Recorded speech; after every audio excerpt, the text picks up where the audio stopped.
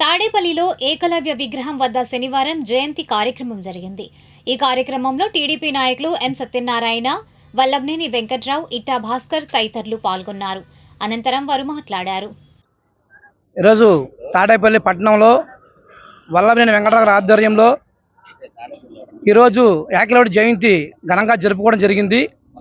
ఈ కార్యక్రమానికి ముఖ్య అతిథిగా మంగళగిరి పరిశీలకులు ఉమ్మడి సత్యనారాయణ గారు రావడం జరిగింది. ఈరోజు ఏకలవ్యుడి గురించి ఎంత చెప్పినా తక్కువే. మహాభారతంలో ఏకలవ్యుడి పాత్ర కీలకం. అర్జునుడికి ఏకలవ్యుడికి విలువిద్యలో అర్జునుడిని మించిపోతాడన్న ఉద్దేశంతో ఏకలవ్యుడిని బొట్టన వేలు అడిగి తీసుకోవడం జరిగింది ద్రోణాచార్యులు గారు. కానీ అప్పట్లో గిరిజనులు అని చెప్పని చిన్న చూపు చూసి ద్రోణాచార్యుడికి వెళ్ళి నాకు విలువిద్య అంటే బాగా ఇష్టం అండి, నాకు నేర్పించమని అడిగితే మీరు కులం తక్కువారు, మేము నేర్పించమని చెప్పని తిరస్కరించడం జరిగింది. దాన్ని బేస్ చేసుకొని ఏకలవ్యుడు అతని బొమ్మని తయారు చేసి బొమ్మను పెట్టుకొని విలువిద్య నేర్చుకున్నాడు. విలువిద్యలో మంచి ప్రామాణిక అర్జున్ కన్నా గొప్పగా విలువిద్య నేర్చుకున్నాడు. అర్జునుడు ద్రోణాచార్యుడు ఇద్దరు కూడా వేటకి వెళ్ళినప్పుడు వాళ్ళ కుక్కలు తీసుకొని అడవికి వెళ్ళారు. వేటకి వెళ్తే ఏకలవ్యుడు అడవిలో ఉన్నాడు. కుక్క వచ్చి ఏకలవ్యుడిని అరుస్తూ ఉంటే ఈ కుక్క ఎవరిదని చెప్పని ఒకేసారి 7 బాణాలు ఆ కుక్క నోట్లోకి బాణాలతో కొట్టాడు. కొట్టంగానే అలా కుక్క వెళ్ళి అర్జునుడు కనిపించింది. ఏంటి నాకన్నా ఇంత మంచి విలువిద్య వీరుడు ఉన్నాడా అని చెప్పని ద్రోణాచార్యుని నిలదీశాడు. ఏంటంటే నాకన్నా ఇంత విలువిద్య వీరుడు ఉన్నాడా అని చెప్పనగానే అప్పుడు ద్రోణాచార్యుడు వెళ్ళి ఏకలవ్యుడికి వెళ్ళి, బాబు ఎవరు మీరంటే ఎలాగండి అని అడిగితే, మీ బొటన్ వేలు నాకు గిఫ్ట్గా ఇవ్వాలి అంటే ఎమ్మన్నే ఎలాంటి ఇది లేకుండా ఆ బొటన్ వేలు తీసి ఆయన చేతిలో పెట్టాడు. అది ఏకలవ్యుడి చరిత్ర. అలాగే రేపు రాబోయే కాలంలో కూడా ఇక్కడ గిరిజనులకి మన ఐటీ మినిస్టర్ గారు లోకేష్ బాబు గారు త్వరలో ఒక కమ్యూనిటీ హాల్ కూడా ఏర్పాటు చేయబోతున్నారు. మొన్న గిరిజనులకి చాలామందికి కూడా మన ఇల్లు మన లోకేష్ కార్యక్రమంలో కూడా చాలామంది గిరిజనులకి పట్టాలు రావడం జరిగింది. ఎంతో సంతోషంతో వాళ్ళు ఉబ్బితబ్బైపోతున్నారు. వాళ్ళందరూ కూడా వాళ్ళందరి తరపున కూడా గిరిజనులందరి తరపున కూడా లోకేష్ గారికి కృతజ్ఞతలు తెలుపుతున్నా. ఈ రోజున ఏకలవ్య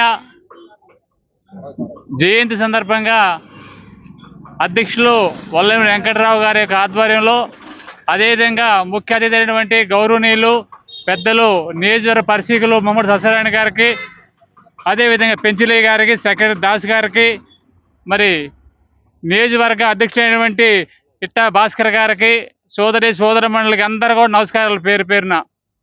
ఎందుకంటే మనం చూస్తూ ఉన్నాం నాయకుల్లో ఏకలవ్యుడు అంటే చాలా గొప్ప వీరుడు. ఆనాడు అడవుల్లో గురిపెట్టి ఒక పక్షిని కొట్టే సమయంలో ద్రోణాచార్యుల వారు అర్జునుడు అడవిలో తిరిగి సమసించే టైంలో ఆయన గురి చూసి శబ్దం రాగానే ఎవరా వీళ్ళని చెప్పని ఆనాడు ఆ రోజున ద్రోణాచార్యులు అర్జునుడు వారు ఆయన దగ్గర పోతే, నువ్వు ఎవరయ్యా అని ద్రోణాచార్యులు అడిగారు ఏకలవ్య గారిని. అయ్యా నేను మీ గురువు గారు ఎవరిని అడిగితే మా గురువు గారు ద్రోణాచార్యుల వారు అని చెప్పని కూడా ఆయన చెప్పడం జరుగుతుంది.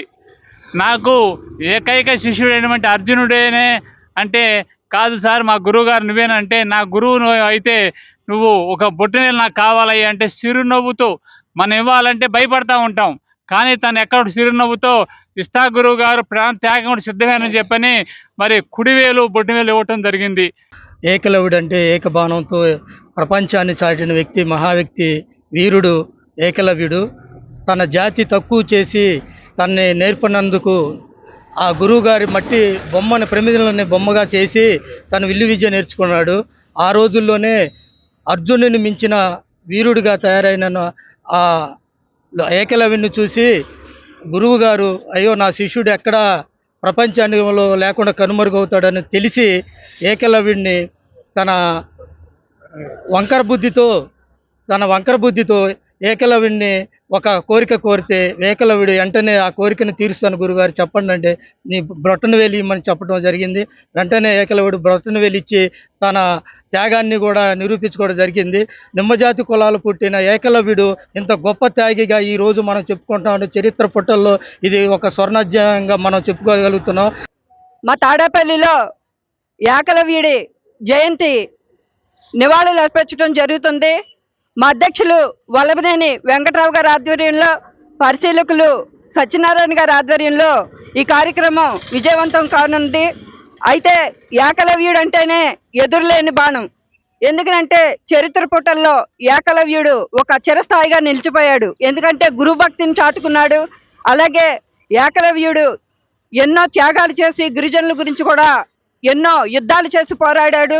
మన గిరిజనులందరూ కూడా ఈ రోజున ఏకలవ్యుడిని ఇన్స్పైరింగ్ గా తీసుకొని ఎన్నో త్యాగాలు చేసుకుని ముందుకు నడుస్తున్నారు. అలాగే మా ప్రీతం నాయకులు లోకేష్ గారు మరి గిరిజనులకి కళ్యాణ మండపం కూడా శాంక్షన్ చేయడం జరుగుతుంది. ముఖ్యంగా మా ప్రీతం నాయకులు లోకేష్ బాబు గారికి ధన్యవాదాలు.